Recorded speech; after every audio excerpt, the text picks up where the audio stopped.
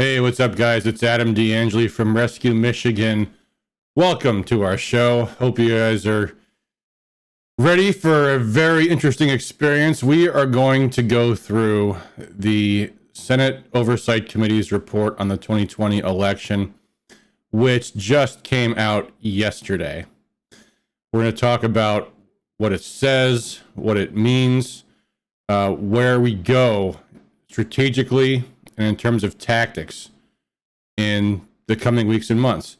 I am noticing that I don't see viewers in the chat right now, and I'm wondering if I'm on the wrong stream. So I am, and sometimes there's a delay, but sometimes something funny happens, and I think I might have started the wrong stream. So let me double check. I'm going to go to my own YouTube channel and see if I can tell if there's something funny going on. No, it says I'm live. Okay, so, oh, there we go. Okay, we are here. All right, sorry about that, folks. There was a delay. We do have people watching, so thank you all for joining us. Please feel free to participate in the chat. And we are going to, I guess, get right into it. I think that might be the most sensible thing. There have been news stories about this already. It was in the national media, probably, I'm sure, the international media as well. So the Senate Oversight Committee has, well, they have thrown down the gauntlet. Okay, you guys can, someone just put in the chat, you can hear and see me. That's good. The last YouTube video I did had my vocal settings screwed up in the beginning. We did get it fixed before too long, but it was a little awkward. So hopefully I sound okay. Let me know if there was anything wrong. But let's just kind of get into the report and we'll see where this all goes, because I know I've got a lot on my mind right now, and I'm sure you all do too. I'll just say this before we start. At Rescue Michigan, when we began, we had a strategic vision for what everything we're going to do was going to end at. And the goal was, well, there was a few things. The biggest thing was helping get the grassroots organized and organized effectively, because in the last 2 years plus, we have seen the most radical takeaway of civil liberties in our state's history. And don't bring up slavery, because that started in our state's history. This was the most radical takeaway of civil liberties in our state's history with the COVID lockdowns. And then, of course, there was the infamous November 2020 election. So there was a vision for, number one, organizing people and using those two huge issues to get people together, get organized, get mobilized, and hopefully have a great success in the November 2022 election and send an undeniable message that the public is repudiating the lockdowns, repudiating the radical left, repudiating what extreme activities took place to infringe on our rights in the November 2020 election, which went through this report. A couple of people in the chat are saying that I'm coming in choppy. I don't know if there's anything I can do to fix that. However, I will start the record button so that if there's something going on our end with respect to YouTube capturing my voice and video and all that, then we'll at least have a solid archive that we can upload later. So, all right, let's just get into it. This is it. This is the report on the November 2020 election from Senator Ed McBroom, chairman of the committee. Senator Lana Tice, that's a sad thing to see there. You know, a few months ago, folks, I was thinking if someone asked me who in the legislature I'd recommend to run for governor, I'd have probably said Senator Tice was my favorite pick. But, well, I guess we'll see when we get there what she has affixed her name to. Senator Jeff Irwin, who I heard actually refused, he voted no on adopting the report. Someone asked in the chat, bandwidth on mind. I don't think so. It is possible, but it's the best I can do, folks. I live in a place where we don't have Comcast, which in a way I'm grateful for. I don't want to give them my money, but my phone is my internet. I have found in the last few videos I've done, it's been better since I disabled 5G. We haven't had hang-up problems. But anyway, back to where I was. Actually, our Michigan legislators who support a forensic audit and who does not. Well, the best thing to do is your own representatives. Ask them on the record, do they support it or not? And see what they say, or if they don't respond. Not response is typically inferred as a negative response. But, what I've done in other organizations is we survey candidates, we survey campaigns, we survey lawmakers. So, ask them, call them up. If they're resistant or hostile, they refuse to answer, that's a no. But maybe some of them will say yes. Someone in the chat says Tom Barrett says he does support a forensic audit. So there you go. There's one.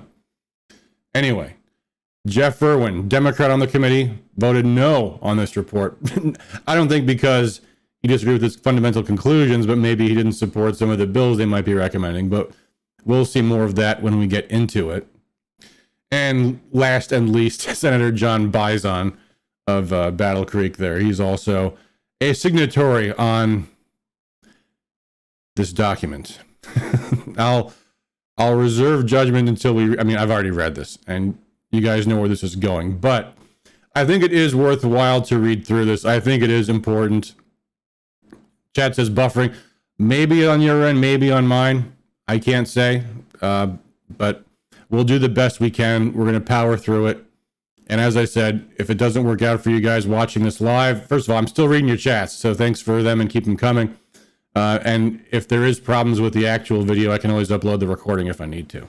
So, all right, here we go. This is the table of contents. We have a letter from the chair, introduction, actions and objectives, summary of issues and allegations, investigation and finding, and then the recommendations and the conclusions. So, executive summary.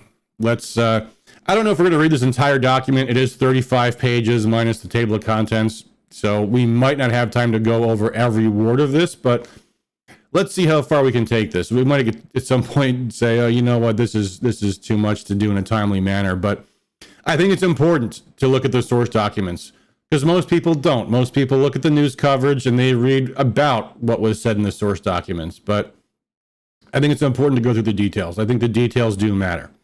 So here we go. This is, by the way, some background on the author of this report, Senator Ed McBroom.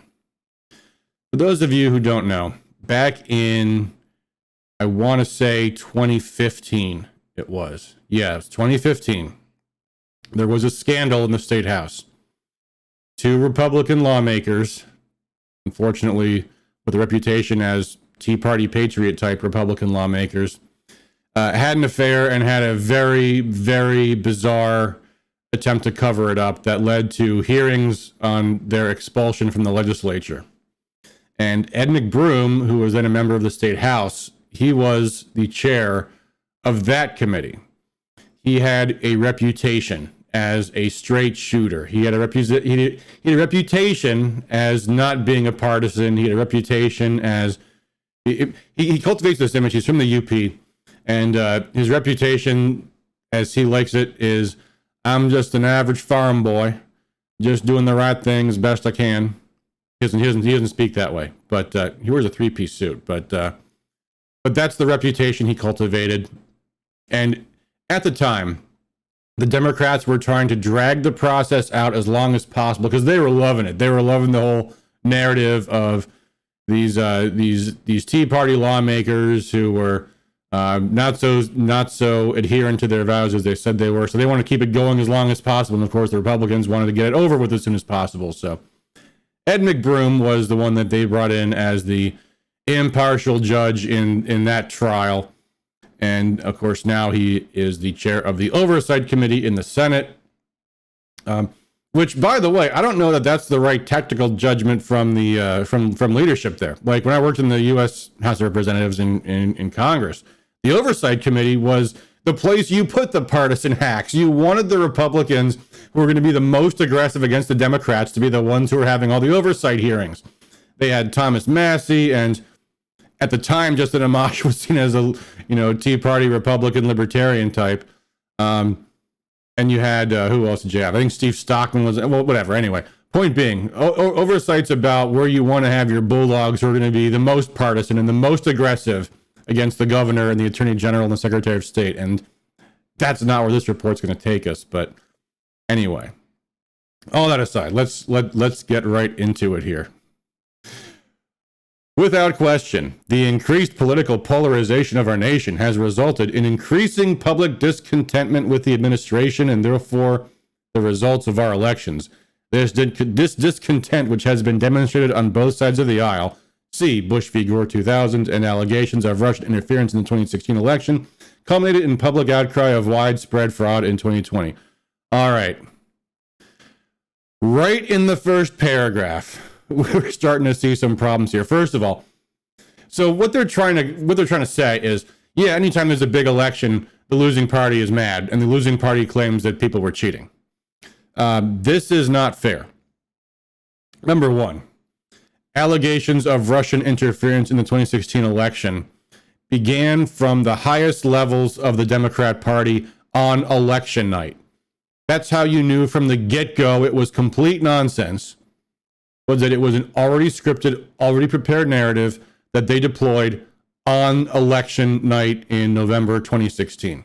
Also, absolutely no evidence whatsoever that anything of the sort actually occurred, unless you want to count the 2-year special counsel investigation concluding that some Russians spent $400,000 in a $1 billion plus election on Facebook ads. That was the extent of their claim of Russian interference in the 2016 election. And also, by the way, if you want to see some more examples, this isn't the first time Democrats have cried foul when they lost an election. Do you guys remember when, and I shouldn't say remember, I wasn't alive at the time, but when Ronald Reagan was first elected, the claim was that there was a conspiracy with the Iranians to hold the hostages until after the election to get Reagan elected. This is not the first time the Democrats have challenged an election where they didn't get their way. And it's also instantaneously, before we even started, dismissive of the evidence of problems with the 2020 election. So let's continue on here. Indeed, a recent Gallup survey found as much as 59% of voters no longer trust our elections. Voting and the right to vote is absolutely foundational to our democracy. Yeah. Without faith in our elections, this is an old George Carlin gripe, the word process being overused. Without faith in our elections, fewer members of the public will likely choose to exercise that right. It's more to it than that, by the way. I mean, their angle is, as they say in the next sentence, lowered confidence in our election system, thereby lowers turnout. That's a threat to our democracy we should not take lightly. It's more than that. When the public disbelieves the result of your elections, that's an existential problem that goes beyond depressing turnout. That's shattered faith in our institutions. When institutions' faith is undermined, that creates extremism. When, for example, I don't know, when the entire legal system refuses to hear any cases on real challenges to the legitimacy of the process, like, for example, the Supreme Court not even hearing the case when Texas and 20 other states sued other states for their elections procedures and says, we don't want to think about it. We don't want to deal with that. When people lose faith in the judicial system, or keep in mind, the judicial system is what people have accepted to replace dueling as a way to resolve your differences, right? I mean, the entire purpose of having a society is this is a better way to do things. And when your faith in institutions crumble, I mean, what fueled this January 6th demonstrations, riots, if you want to call them that? The perception that we have no recourse in the courts, we have no recourse in the elections, we have no recourse in the media, we have no recourse in academia. Society has failed us. There's nothing else we can do. It's much more dangerous than depressed turnout when the public has lost confidence in their elections. So they make a important point poorly. But let's move on. Many election administrators and officials have pointed to the fact that unprecedented turnout in 2020 stress tested our election system. That's a flimsy excuse. They should always expect there to be a spike in turnout. But still, around 40% of the eligible population did not cast a vote. I don't think that's correct. How many ballots were cast in 2020? Hold on, I'm going to pull this up. Hold on. Michigan election results 2020. I'm sure it'll tell us. Total ballots cast looks like about 5,400. I'm sorry, 5.4 million. Michigan's entire population is 10 million. And of those, many of them are underage and eligible to vote, not U.S. citizens. So probably not an accurate number there. But let's go on. Point is, in the summary, they're already starting to get things wrong. We must invest in a bill system that can withstand greater turnout in future elections. Yep. In order to do this, the committee undertook the foundational work of investigating the 2020 election. And this is all just gas. The committee found no evidence of widespread or systemic fraud in Michigan's prosecution of the 2020 election. Wow. That is declaratory. No evidence of it's declaratory, but it's also mitigatory. Widespread or systemic fraud. That's a careful choice of words there, considering the Michigan Court of Claims held that the process by which most of the ballots were processed, absentee ballots, they said the signature verification process that the Secretary of State established was unlawful. That alone could change the result of the election. And let me explain for you guys, if you're not familiar with the history of signature verification. Signature verification has been used in many, many, many states for many, many, many, many years to disenfranchise voters, disenfranchise candidates, disenfranchise parties. Right or wrong, and some would argue right, because the reason why what they always argued in their filings was that absentee ballots are susceptible to fraud, and the signature check is the only verification we have that the person who signed the ballot is the actual voter casting the ballot. Because absentee voting is inherently insecure, because the ballot has left the custody of the government. It goes through the mail. It comes somewhere where it might not be private. Absentee ballots can be blackmailed. Absentee ballots can be bought. Absentee ballots can be stolen. And the signature check is the only thing preventing that. So how have parties and campaigns abused that over the years? Well, most recent example would probably be in 2020, when Kanye West was kicked off of the ballot in Illinois and elsewhere, claiming his signatures didn't match. It's been used against third parties constantly to prevent them from getting ballot access. It was even used by Barack Obama when he was a candidate for state senate in Illinois. He got every single one of his opponents disqualified from the ballot, claiming the signatures didn't match. So the Secretary of State in Michigan, noticing that suddenly we're going to have a lot of absentee ballots because of COVID, and noticing because of COVID that suddenly not Republican ballots, but Democrat ballots were going to be cast predominantly by absentee vote. Suddenly, all the history, all the jurisprudence, everything was thrown out the window. And the Secretary of State unlawfully declared that now we presumptively assume every signature is fine. All of them. Because we wouldn't want to disenfranchise any voter. Not like we've never done that before. Most of our ballots in 2020 were cast absentee. And they pulled aside the one thing to prevent fraud on absentee ballots, the signature check. An initiated policy that's now been determined illegal to not challenge the signatures on those ballots. That alone, if 10% of absentee ballots, 10% were said not to have signature matches, and those discrepancies were not able to be fixed in time, that would have changed the result of the election. So, no evidence of widespread or systemic fraud, other than an illegal policy that was designed exactly to make sure that no Democrat vote was left behind by removing a safeguard on election fraud. Okay, well, she has a legitimate excuse, right? She had a good talking point. Oh, well, we don't want voters to to be disenfranchised. So that's all it takes to say it's not fraud. That's all it takes to say it wasn't systemic. Amazing. But anyway, now the equivocation returns. However, we cannot and should not overlook severe weaknesses in our election system, whether it is lack of clarity in the tabulation of ballots, unnecessary barriers to ensuring that every lawfully cast ballot is counted. Lawfully cast. That means with a matching signature.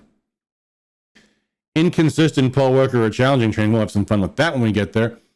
Or simply a system not primarily designed to handle ballots cast absentee or otherwise prior to election day. It is the opinion of this committee that the legislature has a duty to make statutory improvements to our election system. Well, we'll see what statutory improvements they're talking about when we go through this. Anyway, all right, this is all gas, and we're going to be here all night. I'm already 20 minutes in. I'm still on page 3, so we can skip. This is all just self-filleting here. Ed McBroom. When I agreed to begin the investigation, the election, blah, blah, blah, blah, blah, blah, blah, blah, blah, blah, blah, blah, blah. More gas. Introduction. McBroom, he did his hard work. The report contains findings and suggestions. Lots of people we talked to. And okay, so here we go. Issues. All right, this is just a table of contents for the next section. So here we go. Let's get to the meat on the bones of this. Overview. Oh, and this is still more gas. All right, where do we get to the action? Okay, findings. All right, here we go. Deceased and non-residents voting. The committee researched these claims and concluded most were false. Citation needed. Whose claims? What claims? Deceased and non-residents voted. Most of these claims were false. Whose claims? There were 2 claims of deceased individuals casting votes that were found to be true. One was a clerical error, while the other was a timing issue. The committee concluded that none of these constituted fraudulent election activities or manipulations. The committee also received claims of citizens who no longer live in the state of Michigan, but had allegedly voted in the state's elections. These claims were proved to be false upon researching each incident brought to the committee's attention. An example of some of the claims are detailed below. The names of the individuals have been omitted to respect their privacy. So this is already starting down the road of strawman argumentation. We're going to attack the weakest claims that we've got. So whatever deceased and non-residents voting, we only looked at what was brought to our committee's attention, and here's what we found out about those specific claims. Now, incidentally, I had someone approach me before the election who said she received a ballot addressed to her mother, who had died years ago. And I asked her to be clear, was it an application or was it a ballot? No, it was a ballot. She said definitively. Is that admissible? No, it's hearsay. It's hearsay. It's what I just said. Might be wrong. But these are things that require the initiative to investigate them. A widow from the Grand Blanc / Burton area claimed her husband who passed away. This sounds similar. Except, wait. The widow claimed her husband voted in the 2020 election. How would she know? Did she search the qualified voter file?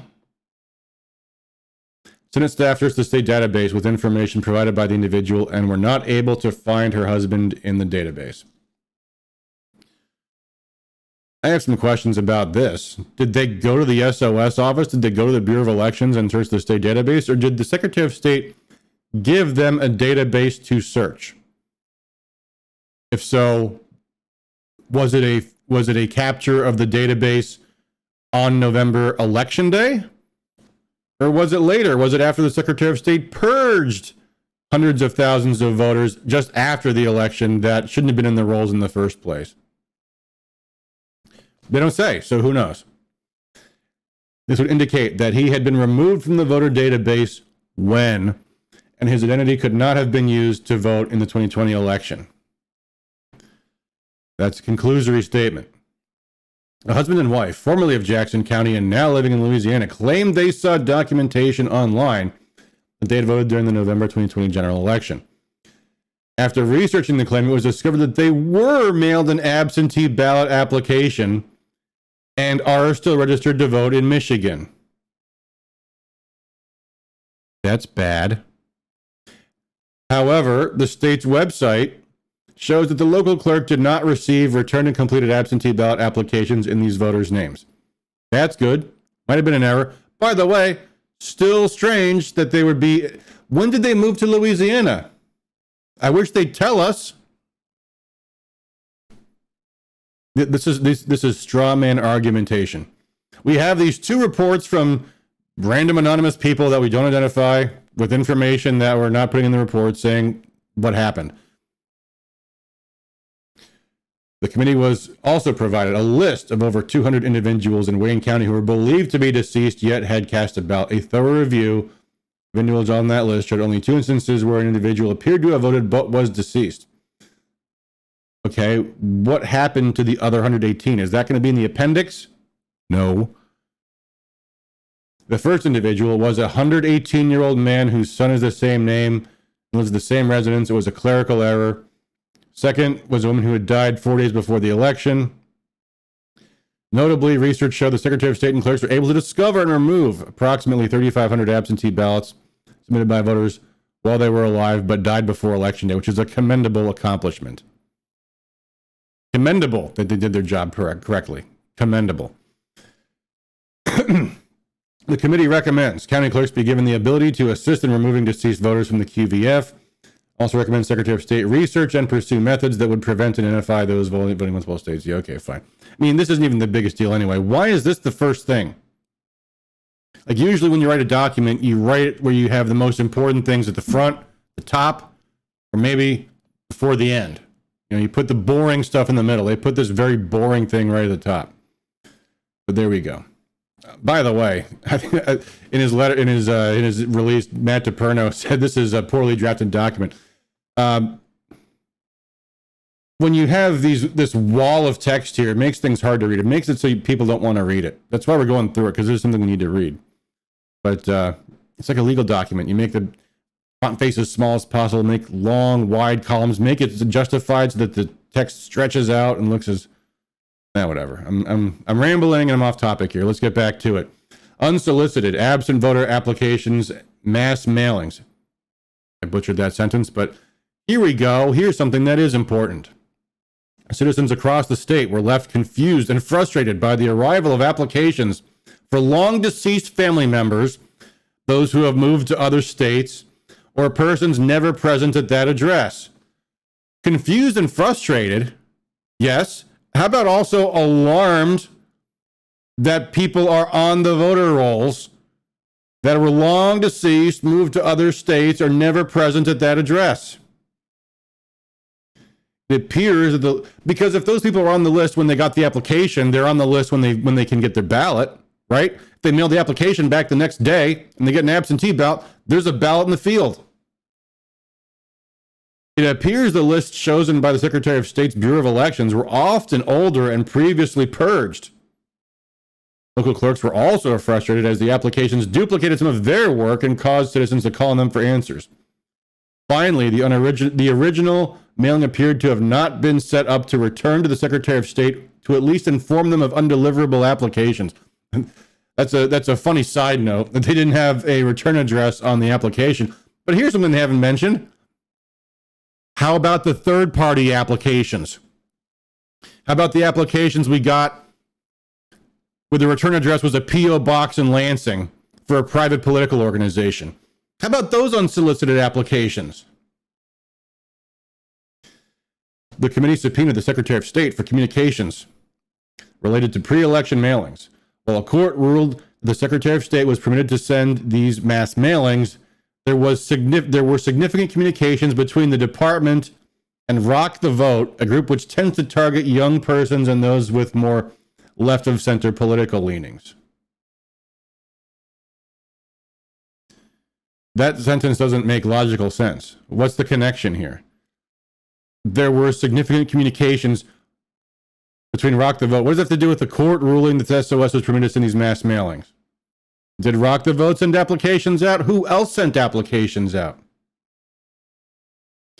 During the review of these communications, the committee was simultaneously researching claims made in testimony and court filings related to the absentee ballot process. Many court filings and individuals highlighted a data spreadsheet by an individual who claimed to have worked with experts to determine whether individuals had received an unsolicited absentee ballot. What do we make of this? Somebody cited something that said this. Okay, show your work. Who said what? Where'd this come from? This figure came from the Voter Integrity Project. To arrive at this number, the group used methodology. This is strawmanning again. They called 1,500 voters and asked if they'd received a ballot without requesting it, something that would be illegal, although not specifically indicative of fraudulent voting. That's reasonable. That's like polling. That's what you do when you're researching. You don't have the resources to reach 10 million voters, 10 million people, not so many voters, but millions of voters. Yeah, you do a sample. That's normal. The number of affirmative answers were then extrapolated out to 289,866 voters statewide receiving these ballots, which are defined as illegal ballots. So they're nitpicking on the terminology of calling them illegal ballots and criticizing them for using sampling. Yes, the repeated use of the terminology illegal ballots is misleading and causes significant confusion, as it implies fraudulent votes or votes received that do not come from legitimate sources or should not be counted. However, while it may not be lawful to send ballots without first receiving an application, voting this ballot is not an illegal action by a lawful voter. Wait. So someone illegally sends in an application for you to vote, but it's not illegal for you to vote absentee having not received. I mean, I see what they're saying here. They're saying, yeah, it was illegal to send out these applications, to submit applications illegally, but they still get to vote. Well, yeah, except that when you're sending out applications when you're sending applications to the elections division of your municipality, and then using the address that you gave them, you receive a ballot, and then you return the ballot, or maybe the actual voter did. I mean, what they're saying is we haven't proven, based on the fact that, number one, illegal applications were sent in that were not signed by the actual voters. A ballot was received at an address specified by the illegal application. And three, we haven't proven that the ballot returned wasn't actually not from that particular person. That's pretty amazing evidence to say this doesn't prove anything. Yeah, it doesn't. It's not absolute proof. It's also remarkably bizarre. The committee called 40 individuals from this list at random. Only 2 individuals reported. The committee called 40 individuals. Now, I've done some cold calls before because I do work in politics. When they say they called 40 individuals at random, I want to know, did they actually speak to them? Did they confirm who they were speaking to? I made 40 calls. I got 20 bad numbers and 10 voicemails. So they say only 2 out of 40. They haven't answered. They don't answer specifically. How many people did you actually make contact with and verify? These are weasel words. We called 40 people at random, only 2, as opposed to how many, saying the opposite, reported having received an absentee ballot without making a proper request. And by the way, how many people will tell a stranger, yeah, now that you mention it, it was strange I got an absentee ballot I didn't request. How many people don't remember making a request? How many people don't talk to strangers? One of the 2 individuals is labeled as a permanent absentee voter within the state's qualified voter file, indicating that he or she had at some point requested to be placed on that list. Untrue. My local clerk put me on the permanent list just because I voted absentee in several previous elections. He told me, oh yeah, I just put you on the permanent list. Invalid inference. The other individual voted via an absentee ballot in the August primary election, and it is possible they checked the box to vote absentee in the subsequent election and simply forgot they had chosen this option. I don't remember being offered that option when I applied to vote absentee. And by the way, this option should not exist. If you want to vote absentee, you should have to ask every time. You should have to apply every time. because absentee ballots are subject to fraud, because they can be bought, they can be stolen, they can be intercepted, they can be blackmailed, they can be bribed. You should have to ask, you should have to apply every single time you vote absentee, even if you are a permanent absentee voter. Being a permanent absentee voter means they can automatically mail you the application, not the ballot. So they conclude there was no evidence presented to the committee indicating that hundreds of thousands of absentee voter ballots were mailed to Michigan voters without being previously requested. These are weasel words. Hundreds of thousands? Are tens of thousands okay? Is any bulk mailing of absentee voter ballots that were not applied for okay? Maybe we're splitting hairs here. And I'm also minding the time now. We're 36 minutes in and we're still on page 10. Well, I guess we're doing okay. I mean, it might take us 90 minutes to get through all this, so let's plow forward. Further inquiry conducted by the chair and committee members with county and local clerks confirmed how difficult it would be for a citizen to attempt to fraudulently utilize the ballot of another if the stolen application addressee voted at their actual present location in Michigan. While the act of obtaining and submitting the ballot of another individual is not impossible, committing voter fraud in this manner undetected is unlikely, as the qualified voter file would immediately have a notation of the vote for the voter. And the second attempt to request a ballot or to vote would not be allowed without an investigation or explanation. Whether the real voter or the fraudulent sentence cuts off in the middle there. All right, let's examine this premise. There's actually an article in the New York Post last year that addressed this very issue. Let me see if I can pull it up. That addressed this very thing. Here we go. Confessions of a voter fraud. I was a master at fixing mail-in ballots. A top Democrat operative, says voter fraud, especially with mail-in ballots, is no myth, and he knows because he's been doing it on a grand scale for decades. Every American should read this whole article. We've quoted it intensely on our site. But here is where they deal with exactly what happened. Let's see here. Let me just find it here. Where do we have here?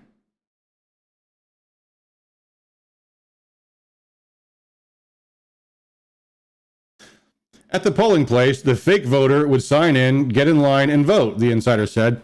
The imposters would simply recreate the signature that already appears in the voter roll as best they could. In the rare instance that a real voter had already signed in and cast a ballot, the impersonator would just chalk it up to an innocent mistake and bolt. Here's the reality, folks.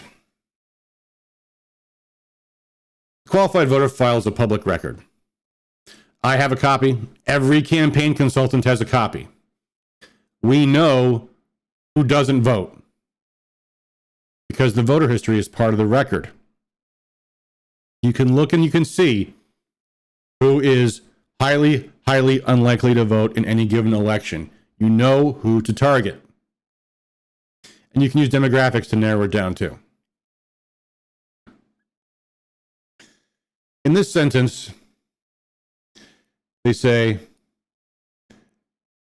if anything happened, it would draw attention from state and local officials. Oh, they're trustworthy. And the chance of this happening is so statistically unlikely as to make it impossible to do what convicted vote frauds actually say they have done. The qualified voter file would immediately have a notation of the vote for the voter, and the second attempt to request a ballot or to vote would not be allowed. I worked in Detroit on election day. I took the poll worker training. There was absolutely nothing in our training about flagging or notifying anybody if a voter attempted to vote who'd already voted absentee. Nothing. I see a message in the chat.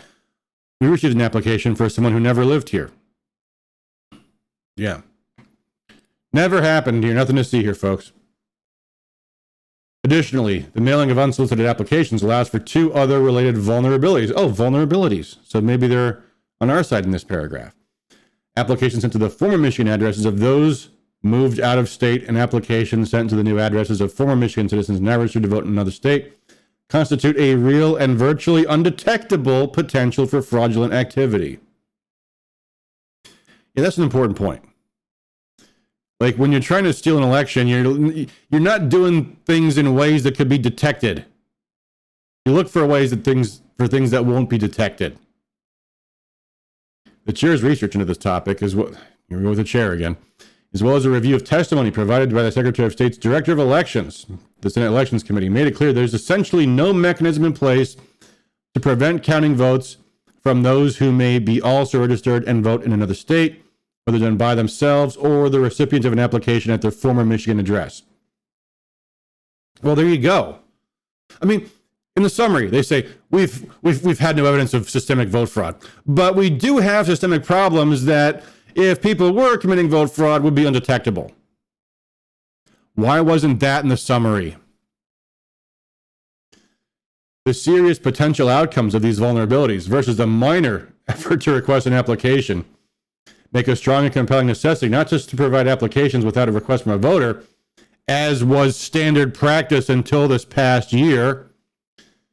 Therefore, the committee recommends the Michigan Secretary of State discontinue the practice of mailing out unsolicited applications. Why not recommend prohibiting her from doing it? The committee also recommends only the current QVF being utilized by the state or local officials when making mailings to registered voters of any nature. Oh, you think? You think they should only look at the current QVF, not a past QVF, not an old QVF full of expired voters? By the way, folks, data decays at a rate of about 15% in these files in terms of how frequently people move, people die, things happen, life happens. Every year, about 15% of your data goes bad. You have to have current records, or you have a substantial amount of bad data in your lists. Oh, here's a good one. Next topic. Third-party / private funds used for public election activities and equipment. We'll get back to you later. A summary of work and findings on this issue is not finalized at this time and may be amended to this report at a later date. Looking forward to it. Fabulous Fergie asks, can we recall our whole legislation for corruption? Legislature, I think you mean.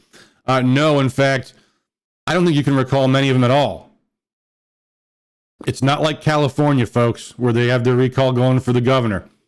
In Michigan, you need so many signatures gathered in so short a time, it is almost impossible to recall anybody.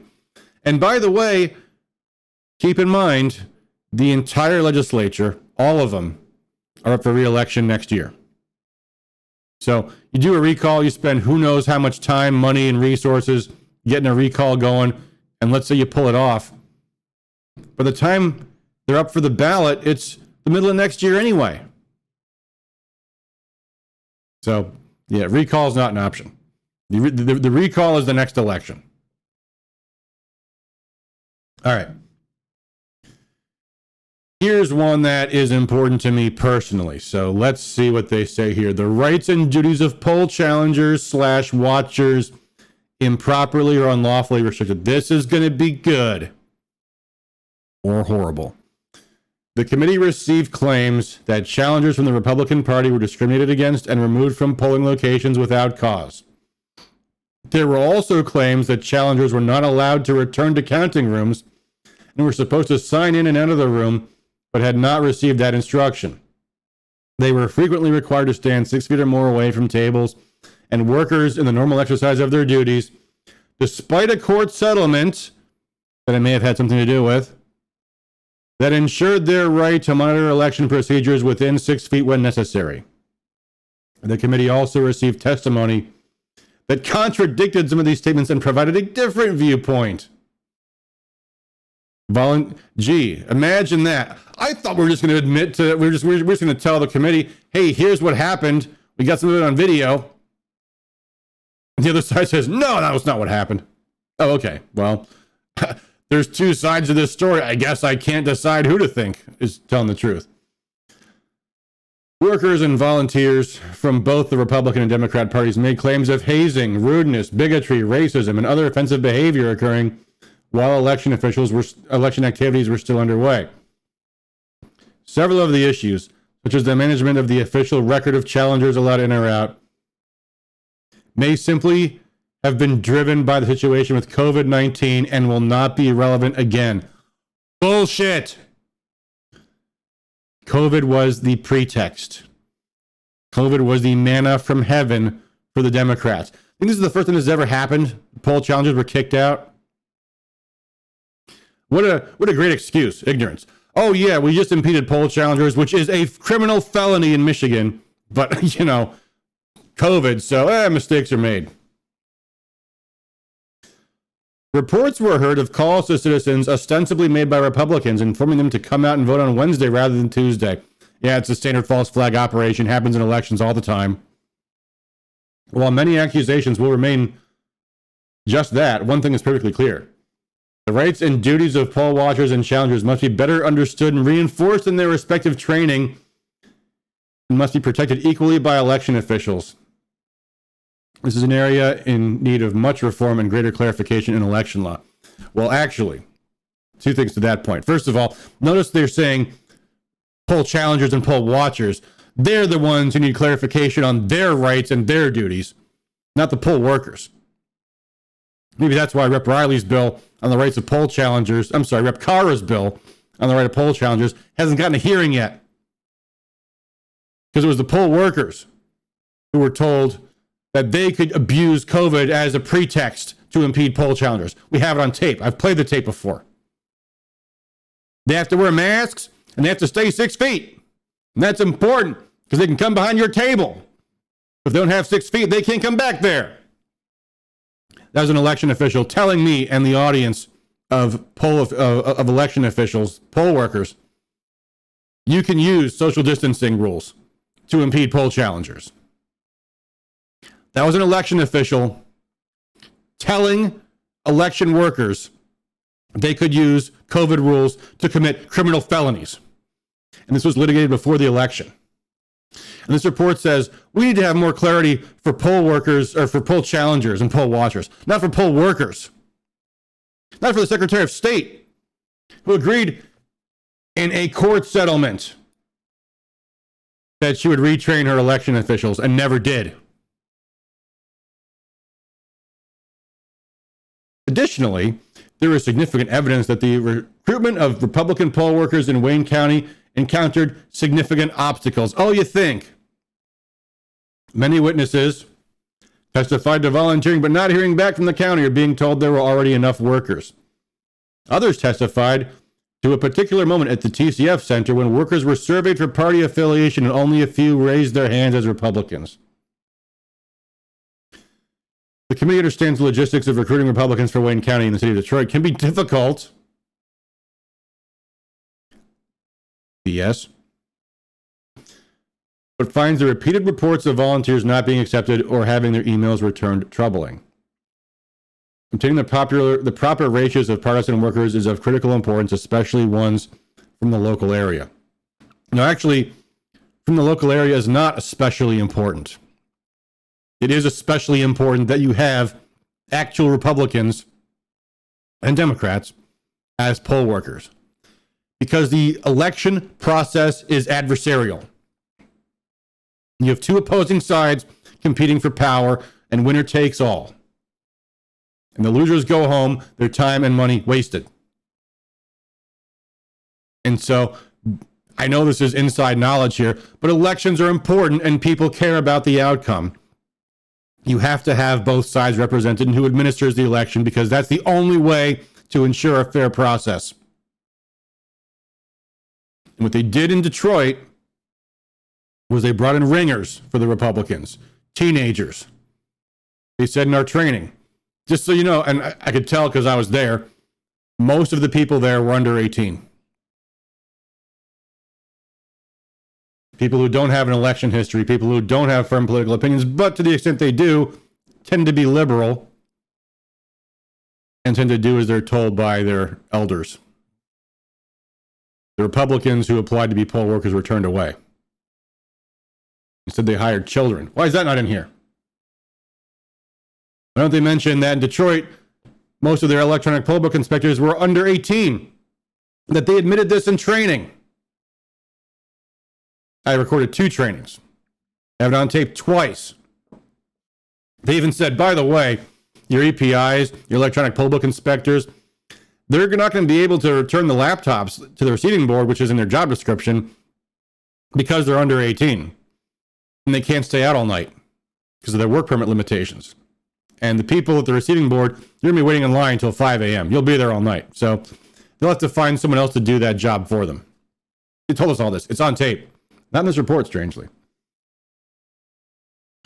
These issues were clearly reflected in the activities that occurred at the absentee counting board at the TCF Center. Oh, here we are. At one point, an audio recording, to thank you, was released of an apparent election training session in the city of Detroit where workers were instructed to maintain 6 feet between challengers and poll workers. No, they were instructed to use COVID precautions as the pretext to stop them from coming behind their table. Let me see if I can pull up that video right now. I bet I can. So I've got it on my computer someplace. Let's see here.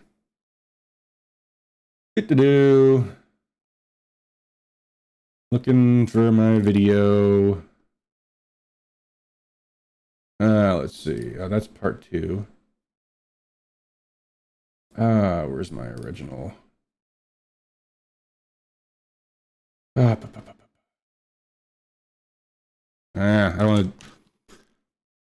don't want to leave you guys hanging looking for this video. Let me just try searching the internet for Detroit leaks. I'm sure it's going to come up.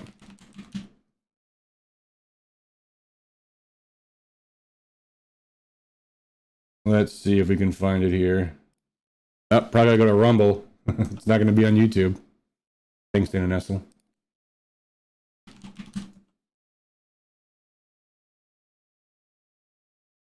Here we go. Oh, you know what?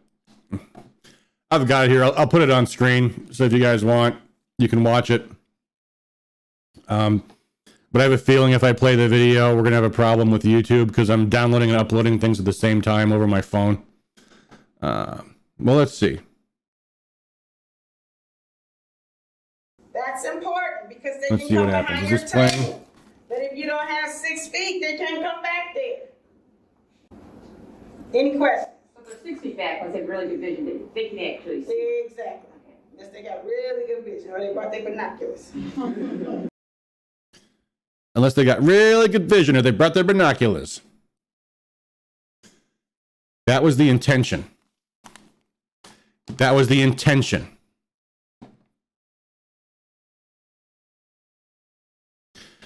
After the settlement, clerk staff, like other election staff across the state, were to be informed of the ruling and how it would affect their activities on election day. Testimony was received by the committee, indicating that the settlement, which was reached after many workers completed their training, was not well known among workers at the TCF Center. And I didn't work at the TCF Center. I worked at an in-person poll in Detroit. They never told us. It is easy to see this led to significant confusion and conflict, particularly as many workers had genuine fear and concern over their proximity to persons during the pandemic. I call BS on that. During the entire COVID era, I never wore a mask. And I almost never got any grief from anybody about it. Only at election day, suddenly, you're going to give us COVID. You can't do this. It was a political pretext.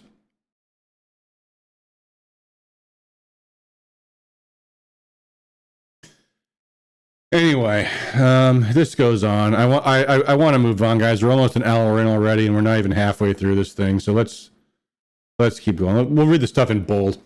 Despite these mistakes and potentially illegal actions, the committee found no evidence of fraudulent activities that were undertaken or such that actions led to irreparable harm to ballots or vote counting. Well, that's speculation. Why have poll challengers in the first place? Well, they only they don't change the results of an election. They don't stop vote fraud from happening or anything. Numerous safeguards, particularly the partisan makeup of the election board themselves, were not lost despite these actions. Lies!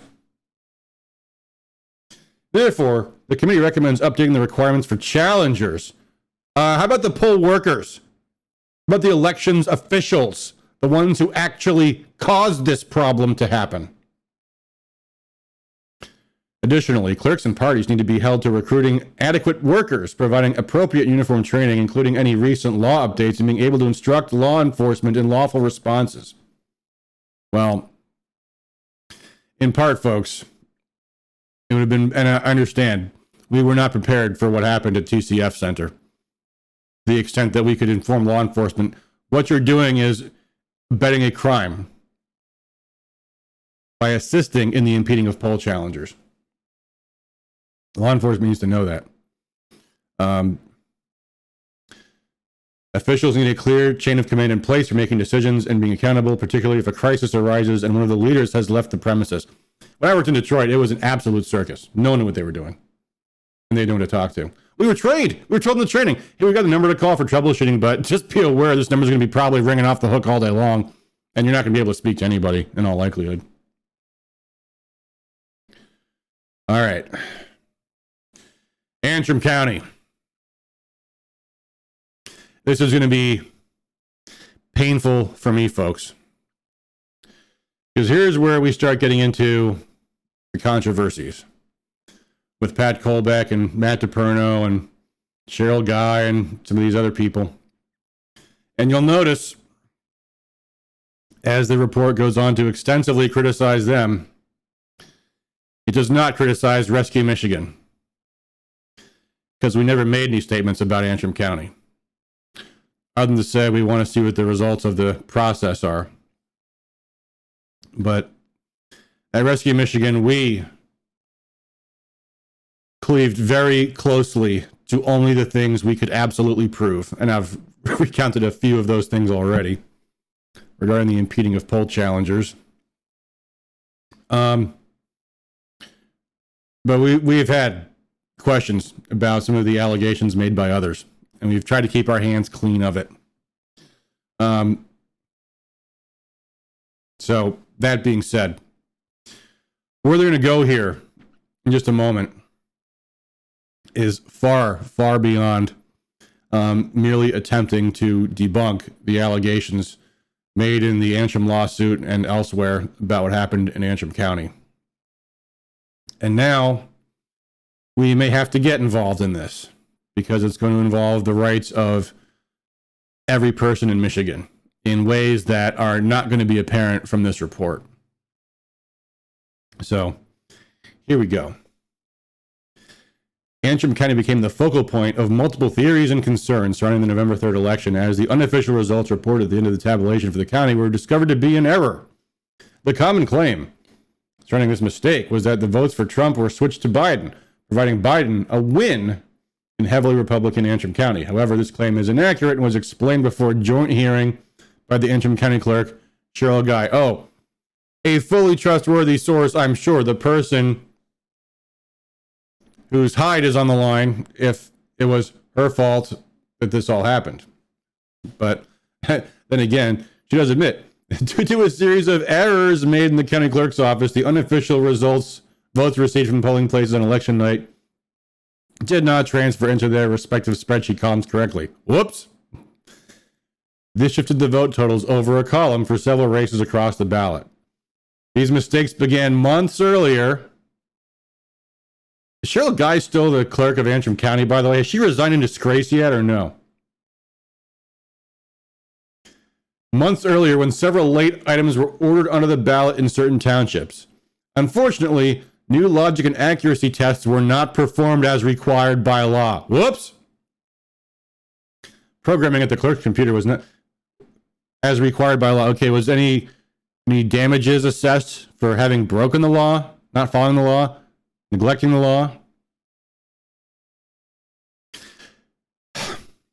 Where was I? Programming at the clerk's computer was not updated to reflect these changes. However, the tabulators were updated and had no problems processing the ballots on election day. Tally sheets were printed at the close of polls, never reflected the errors reported in the clerk's unofficial results.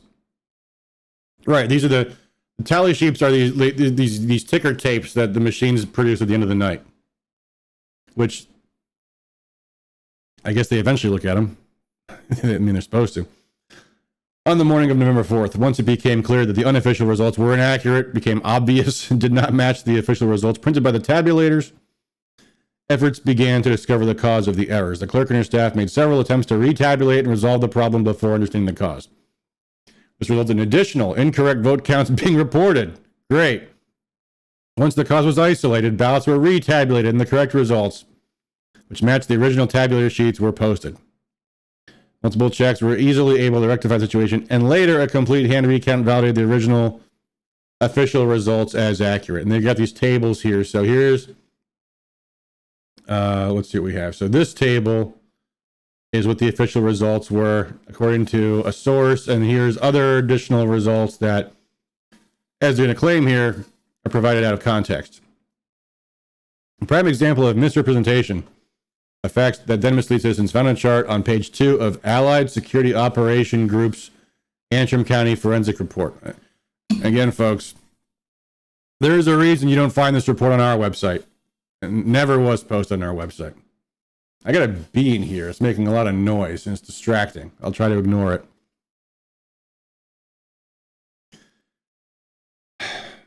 The chart shown below led citizens to conclude the election results were suspiciously changing over a month after the election. Well, yeah, that is suspicious. On the day of the election, 12,000 total votes. 2 days later, 17,000, then 16,000 weeks later. That's a bad look. But the second chart fills in relevant and critical information about the data and provides additional data points to provide greater context to the observer. This data was available to the Allied Security Operations Group and others utilizing the previous chart, yet they chose not to provide the context or additional data. So here's the context. This was the results reported by the clerk, which were totally wrong. But the tabulator tapes, was this information available on November 4th? There's a suspicious lack of footnotes here, isn't there? Where did this data come from? November 4th, according to whom? Where was it published?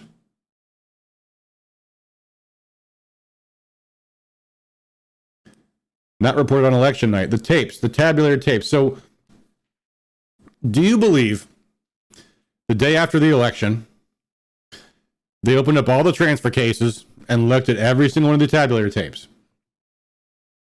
And if so, why on November 5th did they have these also completely wrong numbers?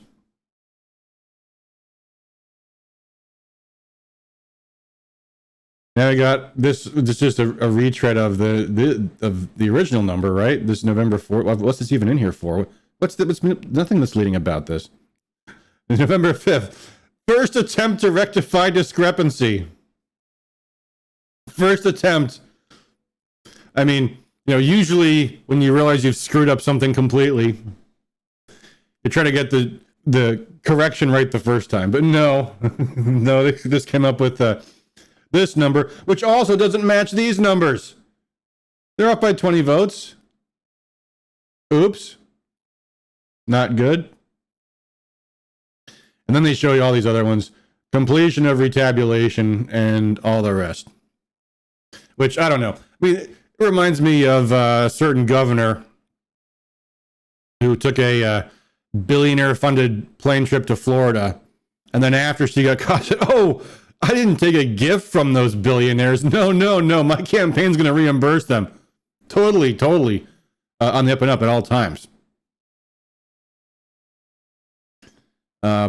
But anyway. What would have happened if there wasn't any scrutiny of this? I mean, obviously the numbers were way off, so people knew right away this doesn't make any sense. The results being what they were reported, but I guess maybe the canvassers find that out if they do their jobs correctly. Do they? I don't know. All right. So then they just go through all this chart here.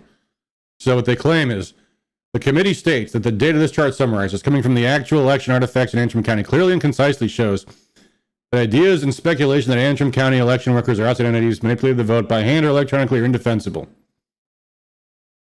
Further, the committee is appalled at what can only be deduced as a willful ignorance or avoidance of this proof perpetuated by some leading such speculation. That's not fair. I mean, yeah, folks, I mean, when we looked at this originally, this is why we were always hesitant to talk about what happened in Antrim County. But people make mistakes. And it cannot only be deduced as a willful ignorance or avoidance of this proof. And they're going to go on in a very, very terrible way here, starting in a moment. And this is really where we're going to get into why this report is so dangerous. There were many groups and persons from around the country that focused their attention on Antrim County as the most central point in their arguments and speculation. Not us. The county was mentioned by officials at the White House, in media, at rallies, and in several substantial online documentaries. The committee investigated the claims made by one of the more prominent groups and individuals. And they go through this ASOG stuff again. Attorney Matthew DePerno was retained by Antrim County residents to pursue legal action against the county and state regarding the results of that election. And when you're an attorney and you're hired to pursue legal action, your duty is to your client. And I understand what they're going to say. Oh, well, but if the facts prove the opposite, well, in law, facts aren't often clear. Your attorney's job is to advocate vigorously for you. The finding of fact is the job of the court or the jury. The attorney's job is to vigorously advocate for their clients. And this is where this is going to get to be so dangerous. Mr. DePerno has subsequently released various reports, videos, and statements regarding the election results, presenting the ASOG report as well as work by Dr. Douglas Frank and Jeff Lenberg as primary pieces of evidence. I am not familiar with Jeff Lenberg. I've never heard of that before. I will say we've done a video about Doug Frank's thing. And here's what I'd say about this. To someone who knows a lot about how elections work, it didn't take long for me to see the problem with what Doug Frank was saying, because he's saying the big thing that was presented in DePerno's motion, or it was a brief opposing the other side's motion to quash discovery, was that there was this polynomial equation that made this incredible consistent routing of turnout according to the age of each voter. And as someone that knows everything about elections, I said, well, the problem with that is Dominion doesn't count turnout. The voting machines tabulate how you vote, not that you vote. That you vote is tabulated by humans. That's when you go to vote, when you check in, you submit the application to vote at the desk, or absentee, it's your application and then your return envelope on your absentee ballot. The tabulator will tabulate the individuals you vote for, but the fact that you voted is not tabulated by the voting machines. It's tabulated by humans. So if there was any kind of regulating algorithm as to turnout, it would have had to be done by humans. And why would anyone trying to rig an election care at all about the age distribution of voters? If there is some natural variation among voters according to their age, there would have to be for it to be inconsistent for the results that Doug Frank was saying were so suspicious, then there would have to be some kind of element counterbalancing whatever natural variation in the age of voters there was. Why would anyone do that? Why would anyone care? So that's why, we were critical of Doug Frank's work. But again, Not everybody is an expert on elections, and those charts, I mean, people all over the place are looking at those charts and saying this is unbelievable proof of fraud. It's a reasonable conclusion. Might not be right, but it's reasonable. So here they go and they say demonstrably false and based on misleading evidence and illogical conclusions. And they go on here, and I'm not going to belabor this stuff. But here's where this gets really sick. Perno's lawsuit, feature of voting. Well, actually, this is going on and on about other stuff. Let me get to the. Let me cut to the chase here, because this is where it gets really dangerous. While extremely disappointed and frustrated with the obvious avoidable errors, the committee commends the efforts of the Antrim County clerk, the clerk who screwed everything up. Commends her efforts. Commends them for giving their time for a canvass and hand recount that they brought on by screwing everything up. The committee also recommends legislation strengthening the law regarding the conducting of logic and accuracy tests, including penalties for failing to do so. The committee recommends the Attorney General, left-wing sociopath Dana Nessel, consider investigating those who have been utilizing misleading and false information about Antrim County to raise money and publicity for their own ends. And we skipped over a couple of paragraphs here. But there's nothing here alleging that this money was used for their own ends. You can say, oh, they've raised money. Yeah, they're facing lawsuits. They're facing lawfare from left-wing national organizations and from Dominion. They're facing character assassination from the mass media. If you sue anybody over anything, you're looking at hundreds of thousands of dollars in legal fees. If the other side has more money than you, they can use that as a tactic. They can file tons of frivolous motions that require your answers, that require your attorney's time, that require additional attorney's time. Depositions alone can run into the hundreds of thousands of dollars. To say they're raising money for their own ends with no evidence to do so is obscene. And to suggest that the Attorney General investigate them. Let's put this in context. Today, a New York court suspended the law license for the former mayor of New York himself, Rudy Giuliani, for the exact same reason that the Attorney General of Michigan and the governor and the Secretary of State, all lawyers, have been pursuing the disbarment of multiple Trump attorneys in Michigan. Now, you need to understand how serious and how dangerous this is. What they're doing is damaging the ability of attorneys to represent clients and damaging the right of free speech. You have a right to be wrong. And also, by the way, I have not conceded that they are wrong. But even if they are, they have no investigation here into the minds of Pat Colbeck or Matt DePerno or anybody else.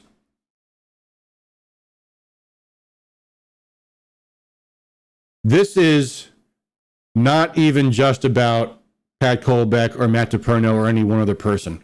This is dangerous to the ability of all citizens to obtain legal representation if the ability of an attorney to represent their clients vigorously is damaged. We have a case in the Court of Appeals right now.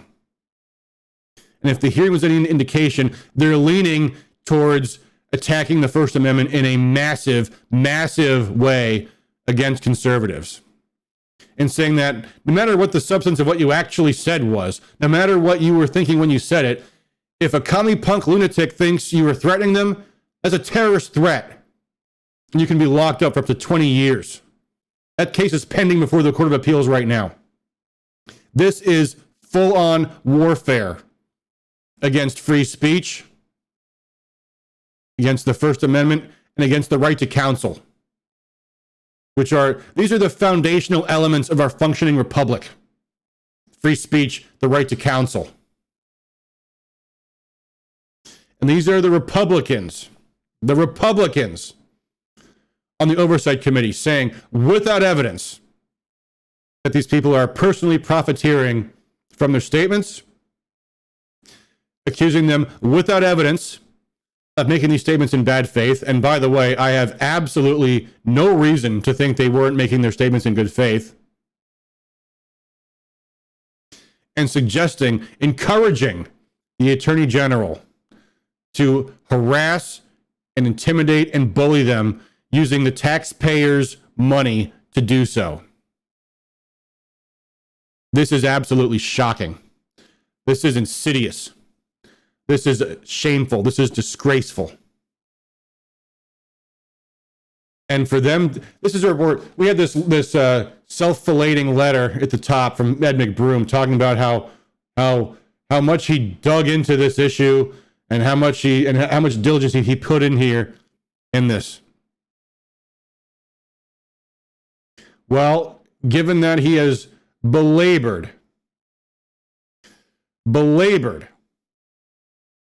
how much time and work he put into this document, we cannot assume that this statement was the careless result of some lazy staffer. Because they aren't giving DePerno that, are they? This was knowing, willful, intentional, bad faith on the part of all of the senators that signed this document. McBroom, Tice, and Bison. Intentionally encouraging, giving ammunition to the radical leftist Attorney General to target and harass her political enemies. This is obscene and inexcusable. This is disgusting. I mean, at this point, everything else in the document is irrelevant compared to this. But this is sick. This can't stand.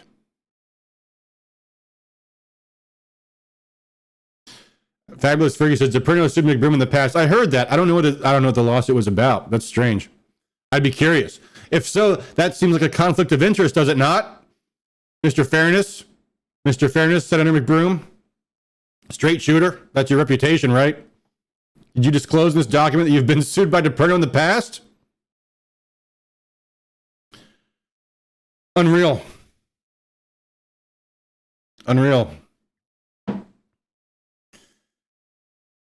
I'm wondering at this point if we should go on and go through all the rest of this or get to the point about what the conclusions ought to be. Let's blow through this quickly. Actually, tell you what. I need to use the bathroom. And unfortunately, there's no way for me to pause my YouTube stream without getting up. I think we're going to be here for another moment or two. Tell you what I'm going to do. I'm going to just replay a little bit of the Detroit Leaks video while I get up. So it'll be back on YouTube, at least for the moment. Might get a video taken down, but that's how that goes. Here we go. This is the true and correct recording of Detroit election officials telling poll workers how to abuse social distancing rules to impede them criminally. Just taken down from YouTube at the direction of Attorney General Dana Nessel. I'll be right back. 6 feet. That's the rule, right? And you are entitled to your 6 feet. Is that common? I mean, can we expect that? Yep, there's a coming. They're coming. I don't know if they're coming to every precinct, but they're coming to many of them in the city. Yes, we have already gotten word. The state has already said they're coming.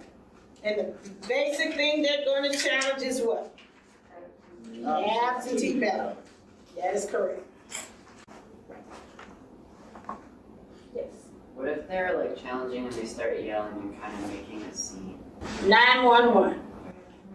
They got standards. They got conduct standards. Okay. They make a scene, get them up out of there. Out of police. 6 feet back was a really good vision. They can actually see. Exactly. Unless they got really good vision, or they brought their binoculars.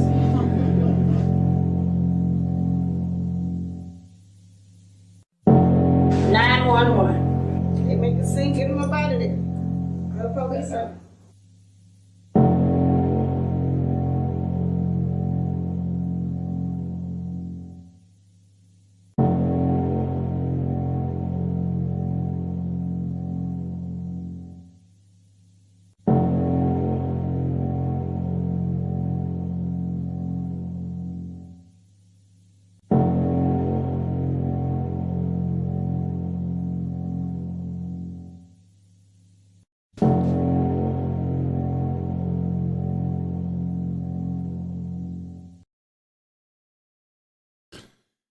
All right, guys, I'm back.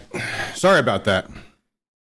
If you want to watch that whole video, maybe I'll put a link in the description, even though it's been banned from YouTube, but go to Rumble, search for Detroit Leaks, you'll find it. All right. Operating issues with tabulators and precinct computers. Let's just blow through this stuff because this is not all that important, honestly. I mean, these are the minor things at this point. Speculation and theories of fraud. Our peer most prevalent here is voting tabulators, computers, and software, hardware, and cybersecurity.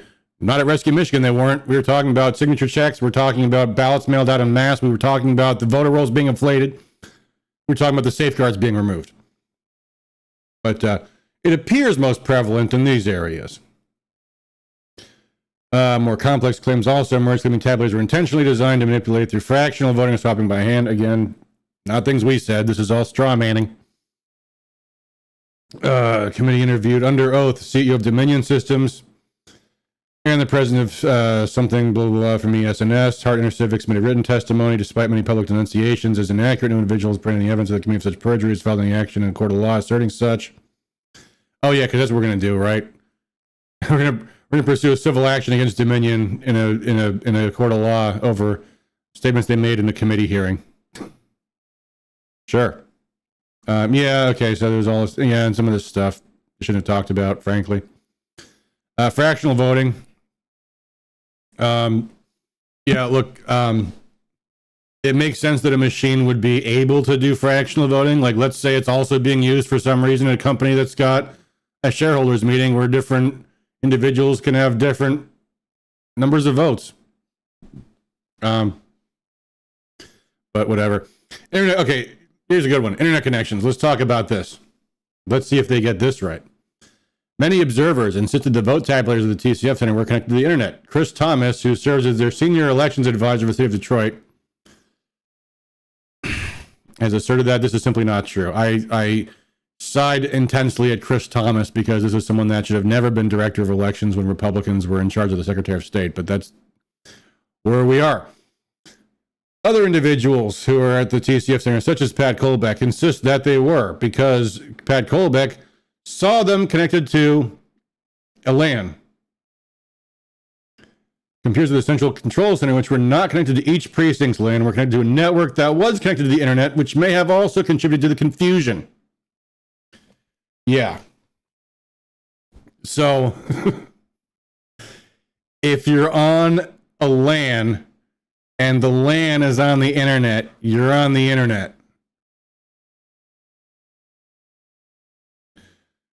Regardless, no evidence has been offered that the tabulators were connected beyond each LAN. And in fact, the results from the tabulators at the TCF Center were transmitted to the clerk's office via flash drives, not electronic or cellular connection. Okay. I wasn't at TCF. I was a local Detroit poll worker, but let me tell you what our experience was, which we logged in the poll book in our precinct, by the way. We were given an external modem to connect to the Dominion voting machine at the end of the night. And we followed those instructions. After closing the poll, the machine prompted us connect the modem. And so we did. And it says, connecting to the clerk's office, the county clerk's office, connection established, results transmitted successfully. And then moments later, connecting to the city of Detroit clerk's office. Error. Couldn't connect. So me and the precinct chairperson tried again. And again, and again, and again. We tried 8 times, I think, in total. because as directed, we plugged our external modem into the Dominion voting machine to report the results. And then, incidentally, it failed. Because it turns out you don't get very good internet signal on a wireless modem when you're in a high school gym. So, where they say that they were reporting the results by smart cards, I mean, they also did that. No evidence provided. Do you want me to pull up my affidavit? Because it was in mine. Again, I wasn't at TCF. I was at a polling place in Detroit where we were directed to connect the tabulator to the internet to report the results. No evidence that it led to alterations to machine programming, hardware, tabulator results. Well, the funny thing about hacking is it's hard to detect. That's the problem. That's why it's kind of crazy, given, as they identified at the top of this document, the public, right or wrong, has some suspicions about machines connecting to the internet to report data results for the election. Shouldn't do it for nothing more than the simple convenience of reporting the results. I mean, let's be clear how insane this is. The House Elections Committee a couple of weeks ago had a hearing on a bill that would prohibit the machines from connecting to the internet except to report the results at the end of the night, because, as the sponsor acknowledged, that's what they were doing. And now here, they claim these machines weren't connected to the internet to report results. How can you have those two? I mean, they're arguing both sides of this at all times. On one hand, they say, in fact, there was, who was it?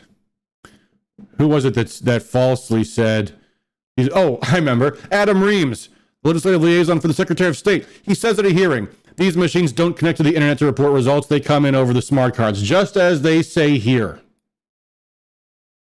Well, if that's true, why would the bill introduced by Representative Phil Green to prohibit the tabulators from connecting to the internet have an exception for reporting the results at the end of the night? And why would the other side oppose that if it wasn't happening?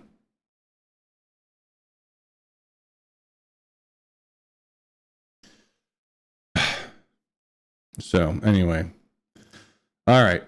This goes on. Tabular software integrity. I mean, blah, blah, blah, blah. Bottom line is, this is why you have means of verification.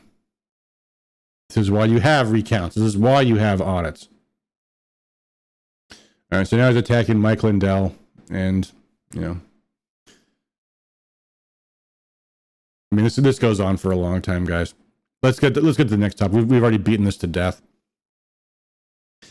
Canvassing and out of balance precincts. This ought to be good. The canvassing process that is conducted at the county level in each of Michigan's counties always serves as a check on most irregularities that may occur during the initial tabulation. I'll be curious when Tony, a former canvasser for Washington County, comes on Saturday, what he'll say about this stuff. Because I think the canvassers don't have access to as much information as this report seems to think they do.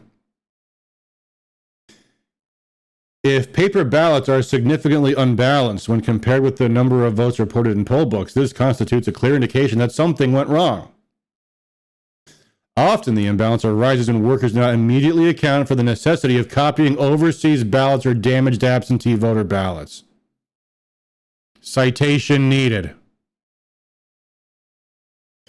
Doesn't explain in-person ballots, does it? Because most of those are out of balance too. It also occurs when a voter decides to leave the polling place without correcting a spoiled ballot or submitting their ballot. Well, I kind of want to answer that, but it's going to get into some technical stuff. I don't want to deal with that right now. But we may come back to that one because something happened in our precinct in Detroit that fateful day. Other causes come from empty absent voter ballot envelopes or couples including both of their ballots in one envelope. Well, first of all, none of this stuff applies at all. because there's a distinction made between precincts out of balance with explanation and precincts out of balance without explanation. When we say most precincts in Detroit were out of balance, actually they were out of balance without explanation. I guess here I'll tell the story I was not going to tell earlier, but I'm going to tell it now. When we started working in Detroit, we had no training to inform us that if there's any stray marks on your ballot, the machine will not accept it at all. It will spit it back out at you. There is no override option. The only option was to spoil the ballot and have the voter fill the entire thing out again. And by the way, if you guys remember, filling out ballots is actually pretty time consuming. Those are big bubbles. You got to fill out a lot of them. So the first time this happened, the machine spits the ballot back at us and says, we will not let you even override this. The voter says, I got to go. I got things to do. I don't have time. I got to go. So we are standing there with no idea what to do. We've got a ballot in our hands exposed. And the voter says, just do something about it. Make it right. We don't know what to do. The machine will not accept the ballot. So we're like, all right, tell you what, let's throw it in the auxiliary bin and we'll figure it out at the end of the night. That's what we do. So the end of the night rolls around. We figured out later on what was going on. The machine would not accept ballots with any stray marks. Undervoting, overvoting. It would not accept that. It would not let you just make an exception. It just spat the ballot back out and said, start over or get lost. So we had to spoil ballots for people the entire rest of the day, every time there was an error. And there were several. At the end of the night, we got a ballot in the auxiliary bin. We can't copy the ballot onto another ballot because then we still have a ballot number unaccounted for. So we put the original ballot in an envelope that says ballots not in tabulator. And we wrote the explanation. Here's why we did this. And we wrote everything I just described, we just wrote out. Okay. That is out of balance with explanation. That does not explain why precincts would be out of balance without any explanation. So how are these people having explanations? This is what happened. Often the imbalance was this. How do you know? It also occurs when this happens. How do you know? Other causes come from how do you know? If you know, it's not without explanation. So what happened in the precincts where there was no explanation?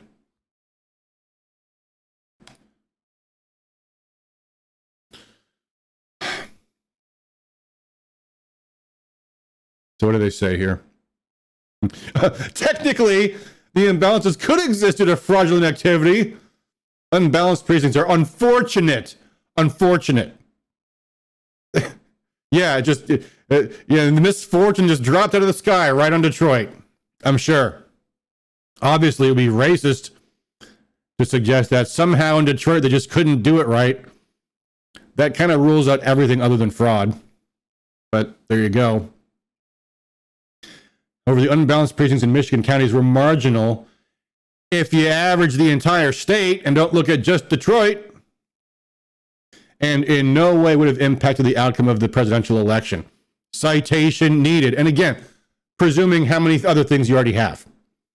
Presuming that the signature check policy would have invalid how many hundreds of thousands of ballots? You don't know. This is rich. There were fewer precincts with an imbalance in this election than previous ones. Yeah, because the primary in Detroit was even worse. Developing best practices and training election workers on how to maintain balanced precincts is recommended. Well, that'd be too bad for the people in the other 82 counties that didn't have these problems. They got to take more training. This is passive voice stuff. There is much discussion on allowing some out-of-balance precincts to be eligible for recount, but testimony the committee heard from several clerks indicated they did not support this. Therefore, the committee makes a recommendation on this. Oh, yeah, we just take our orders from the clerks? The clerks. The people whose political careers, because they are elected, is staked on the perception that we don't have any problems in our elections. Because if we have problems in our elections, we're not reelecting the clerk, are we? The clerks. So they don't support this. Why are they listening to the clerks? They're not impartial stakeholders. So they are stakeholders. They're stakeholders in hear no evil, see no evil, no fraud happens, everything's fine, move along. The committee did learn during testimony that Wayne County's Board of Canvassers operates differently than most other counties, shifting the actual canvass responsibilities to the county clerk and their staff. Should have done that. Once the canvass is complete, the board receives a report that is unusually anemic in its details and how imbalances were rectified. This is unfair to those serving on the board as well as the voters of Wayne County, despite being permitted by law. Fix it. A transparent canvass overseen by those not responsible for the actual election process allows citizens. Notice what they're not saying here. We have a bill to address this. It says when your certification of canvassers is made under duress, as it was in Wayne County, they have the right to rescind certification, at least until the state certifies the results. But no, they don't want to expand the rights of canvassers. They don't want to expand the legal remedies of canvassers.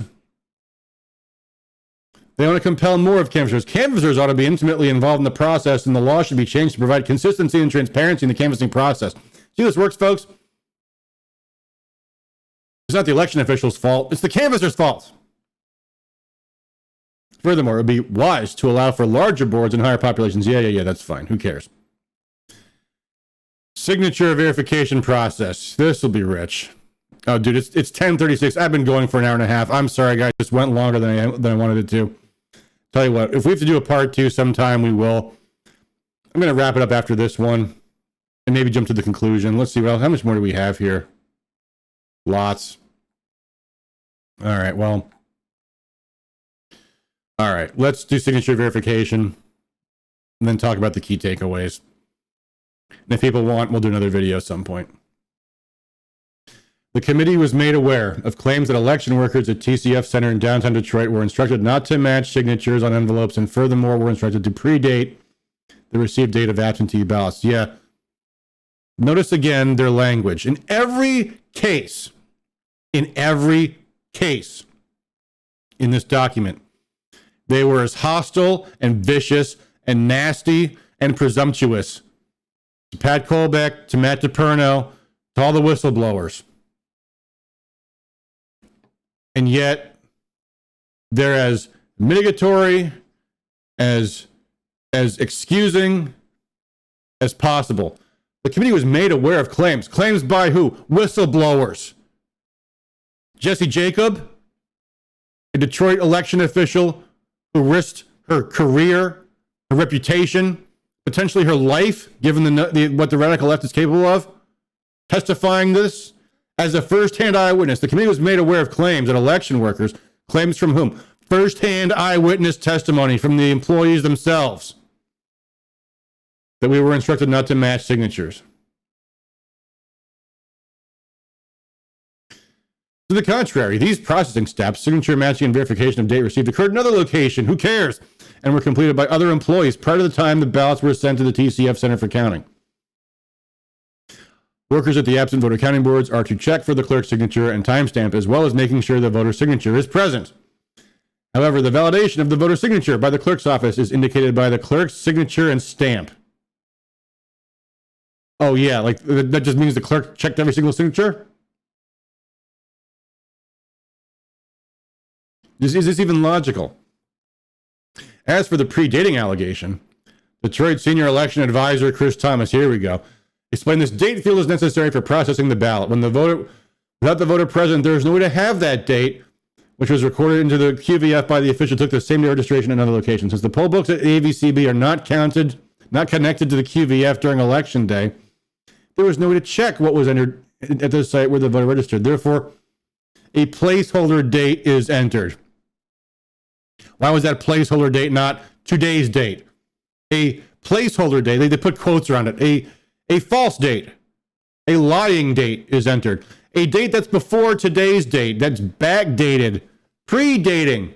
Gee, why? Why would that happen?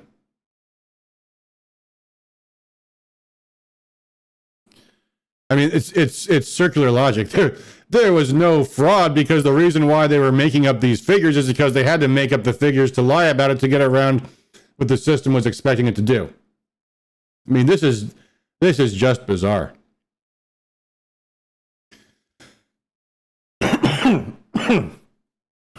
Kent County Clerk Lisa Lyons and Ingham County Clerk Barb Byram both testified the requirement of a real-time signature when applying for absentee ballot, indicating it would be highly preferred rather than performing the application process online.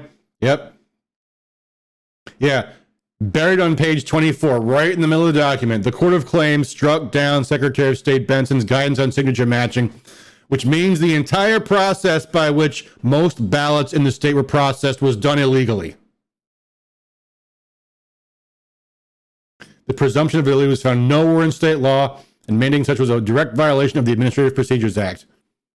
The decision the Court of Claims took after the dust was settled, after there was no taking anything back. Just, oh yeah, well, you know, most of the ballots were processed illegally, but, you know, what are we going to do? I mean, God forbid we have another election, because, you know, that'd be hard. Like a runoff that other states have all the time. Too late now. After reviewing these facts and receiving testimony of experts and clerics, it is abundantly clear that the signature verification process is one of significant importance. Oh, you think? With new policies in place due to the adoption of Proposal 18.3, that's the Democrat election reform proposal. Current election procedures do not require a new voter to potentially ever make face-to-face contact with an election official or staff throughout the process of registration, requesting an absentee ballot application, or completing and submitting their ballot. Yeah, that's a problem. Therefore, requiring a voter to confirm their identity at some point during the process is imperative. Whether providing a real-time signature, government-issued photo ID, or other unique personally identifying information like a driver's license number or state ID number, requesting a voter provide one of these easily accessible identifiers will go a long way to strengthen the integrity of our system while supporting the new, more efficient way of administering our elections. Wait, what? What new, more efficient way of administering our elections? This is insane. What we have now is deliberately less efficient. You know who we're all forgetting about this in all this? The candidates, the campaigns.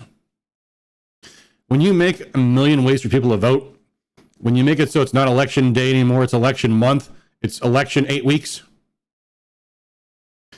you make it harder for the campaigns. Because the absentee chase, as we call it, election day operations, as we call it, it's a lot of work. It's a lot of time. It's a lot of money. Who benefits? The wealthier campaigns. The machine-operated campaigns. Who's harmed? The grassroots campaigns. The regular Mr. Smith campaigns. No one cares about them. No one talks about them. The more complicated you make an election, the more you benefit the establishment, the more you benefit the wealthy, the people the Democrats claim to care about. The working man is one that loses out every time you make elections more complicated, more difficult to administer. The new, more efficient way of administering our elections. What a joke. We had, 24 years of elections in Michigan with the Republican SOS that had no major problems to speak of. And then in 2020, Democrat lunatic Jocelyn Benson takes office, hardcore partisan operative, former board member of the SPLC, Prop 3 of 2018, radically changing our election laws, radically changing everything. What a surprise. Suddenly everything is insanely complicated, confusing. Everything is screwed up. The new, more efficient way of administering our elections. What a joke. Therefore, the committee recommends the Secretary of State begin the process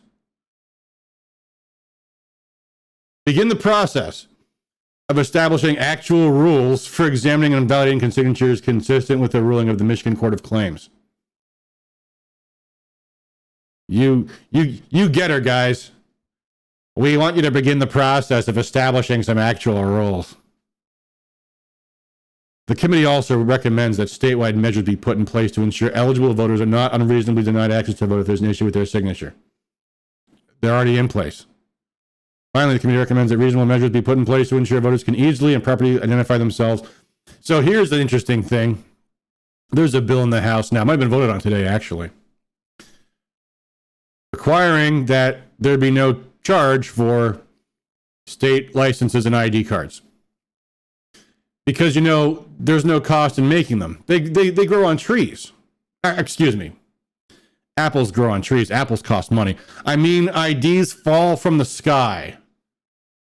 So it's totally okay to require that the voters, the taxpayers, subsidize free ID cards. Because that's really the problem, right? Not enough voters have IDs. That's not just some racist Democrat talking point. Let me tell you, folks, I worked in Detroit. I was the ballot box inspector. I had the stack of applications because they're in the sleeve when you turn in the ballot. Part of my job was putting them all into one big stack. At the end of the night, I looked at every single one of those applications because if you don't have ID, you have to sign an affidavit on the back of the application saying, I don't have ID, but I swear I'm the person I claim I am. This is a Detroit precinct.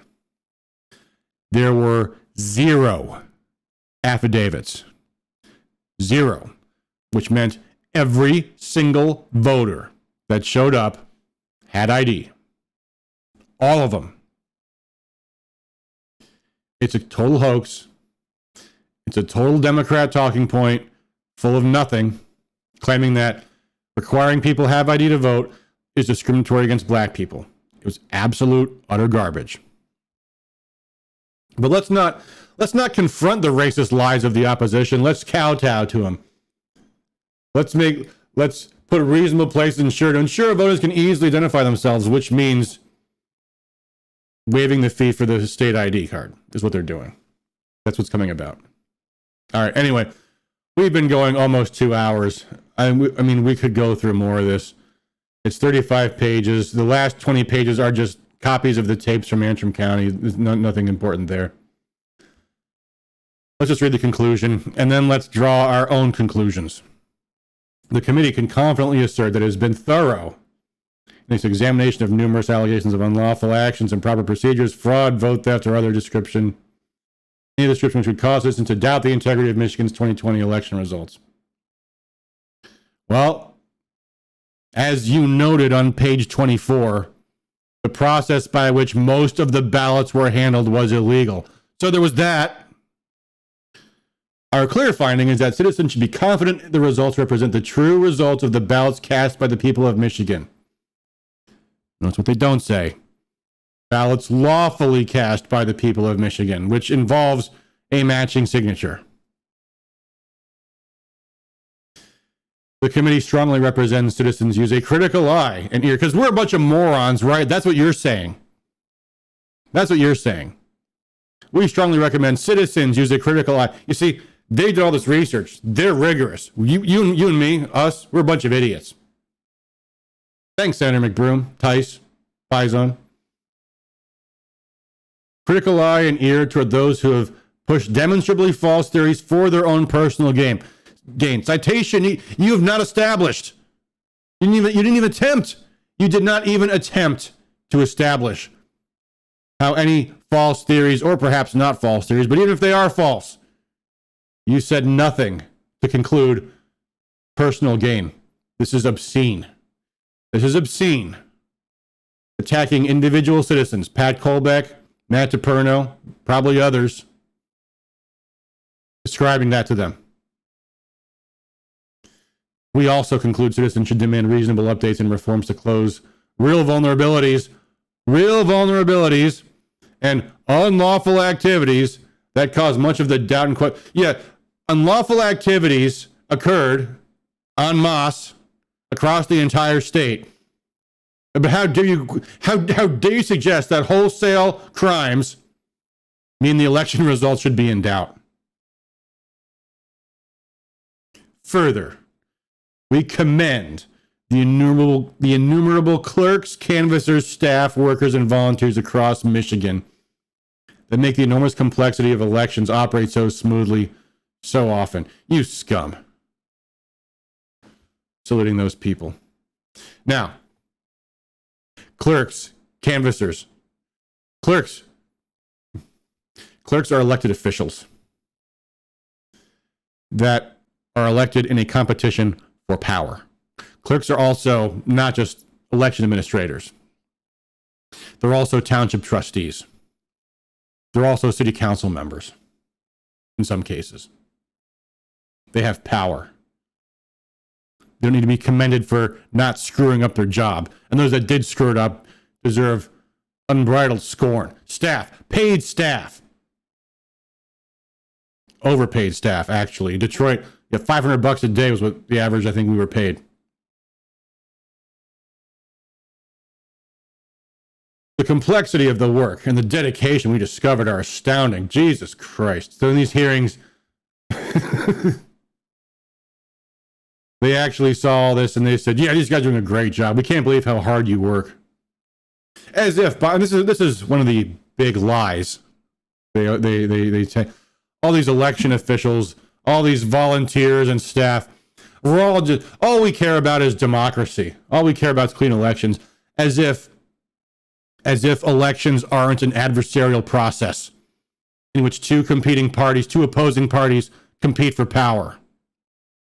As if that's nobody's motivation. We're all just saints. I mean, this is why they can afford to, this is why they can be so dumb. Because they can't acknowledge the basic ethics, the basic essence of elections. They are adversarial processes.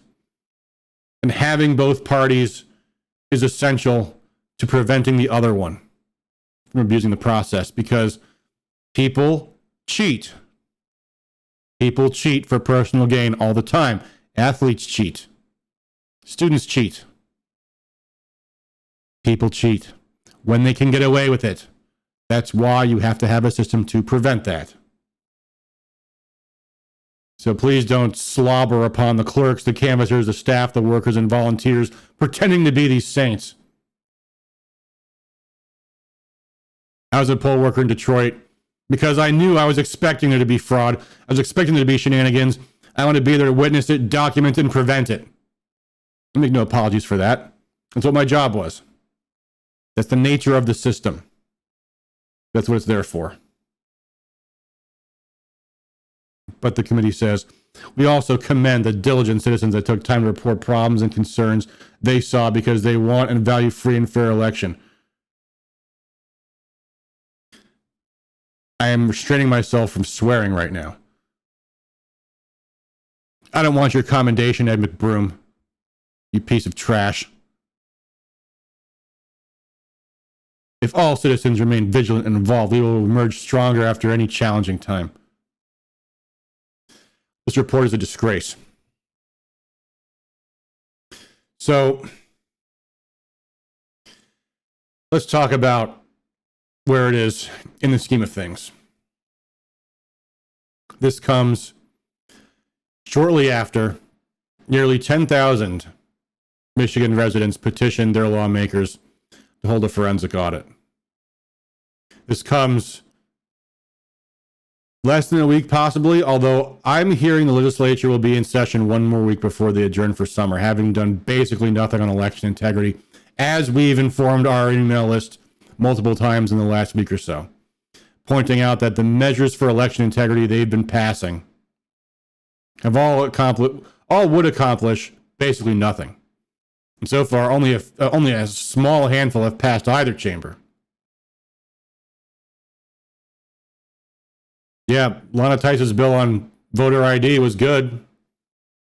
Can't see how we can sing her praises for that now. Now she's put her name on this. And strangely, her bill, a couple of days ago, I was going to do a video tonight because right after we put out an email blast the other day on Senate Bill 285, and then there's a couple others, I think it was like 5002 or something. Or no, it was like 285, I think 304 and 303. And they're all about voter ID. And right after our email blast on Tuesday went out, the Elections Committee in the House announced it was going to have a special hearing earlier today, Wednesday. And taking up two of those three bills on voter ID, but not Lana Tice's bill for some strange reason. And I was going to go through those three bills to try to figure out why it was they were backing those two bills and not hers. But even if they were done all three, that's still, voter ID is one piece of the puzzle. It's not enough. And the reason why we introduced these 7 bills in the House for Rescue Michigan was because these were all elements of a reform that were not in discussion. They weren't in the mix. And we'll be talking more on Saturday night at our Saturday night show about why and how we had to respond when we were told the bills weren't going to be getting a hearing in the House. But obviously, now that we've reciprocated the hostility, and again, we did not initiate the hostility, we reciprocated the hostility. When we discovered our bills were not going to be getting a hearing in the House. Things were already looking bad then. When we started out in the beginning, in February, we looked at all the things that were going on wrong politically in Michigan. We wanted to have a meaningful, important policy fight that would also, in doing so, unite, unify, and mobilize the grassroots to build a movement to replace Whitmer and Nessel and Benson in 2022, and perhaps even defend the majority in the legislature. And it all made sense. It was a perfect confluence of interests. We want to knock out the 3 witches. We also want election integrity. Legislature probably wants that too, probably. So what could go wrong? Well, what seems to have gone wrong is that lawmakers are listening to pollsters instead of the grassroots, Frank Luntz and all of them. And perhaps using someone's personal grievance with one individual in the election integrity movement to put together all of this, to attack straw men, and in doing so, give the left victory laps in the national media, the state media, the international media. I mean, what in the world led these people to think this was a good move politically to put this report out? To think, we're going to set the record straight. No, what they've done is declared war on the grassroots. And problem with that is wars are not easy to call off. I hope it will. Pray they will. We'll see what happens. Here's what I'd recommend. There needs to be pressure on lawmakers coming from the grassroots in a big way. And that means organizing voters in your precincts, in your own neighborhoods, causing grief for politicians in their district. That this report was bad idea, shouldn't have done it. Try to take it back if you still can. And obviously they can't. But the damage was done. It could at least be mitigated. They could at least show us some sign that if we have a citizen-initiated law that 500,000 people in Michigan sign their name to, yep, that's my phone, that 500,000 people in Michigan sign their name to, if it comes up before them, they actually will vote to restore election integrity by correcting the grievous problems with the system that they have. Maybe this pressure can come from the state party. Maybe from your local party, your county party, your congressional district party, the state party. Because they shouldn't be liking this either. This is not good for any of us. But this is where we are, folks. This is not where we wanted to be. You ever have that nightmare where there's some kind of immediate threat right in front of you, and somehow you're powerless to stop it? You can't move. Something like that. I've had that before. I remember about 4 years ago, talking when I was working in the legislature, talking to a colleague of mine, saying the same thing. Said, you ever have that nightmare? I feel like that's where we're headed right now. You remember in 2017, it was after Trump got elected. He was a new president then. And we could see some writing on the wall for 2018. And, well, the dream came true. We got clobbered in 2018. And it's been hell ever since. The email we put out a few days ago is called The Road Not Taken, desperately urging lawmakers to reconsider the path that they're going down. And this document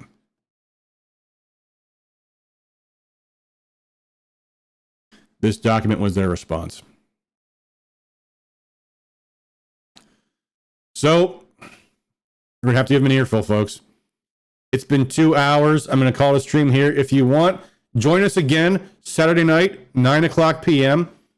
I can't tell you who just yet, but we're going to have some excellent guests talking about what to do when you have wayward politicians on your own side. So stay tuned for that. The real nature of politics and politicians, Saturday night, 9 o'clock p.m. We'll send out an email about it. If you haven't already done so, subscribe to our channel, please. Like this video, comment on it. That stuff helps feed the algorithm. Maybe we'll get some more people coming in from doing that. I'm assuming we're going to get censored from YouTube sooner or later, so we'll use it while we can. It is what it is. But it doesn't hurt, so spread the word. If you guys have any questions in the chat, feel free to leave them now. The last question I saw from a while ago asking what's up with Bolin not granting any hearings on our bills or even the voter ID bill that passed the Senate. And I think I addressed that. It's perplexing. It is perplexing. And I don't think it's going to go well for them. But, all right, guys. It's late. I'm tired. We're all exhausted. Here's a toast to all that could have been gone.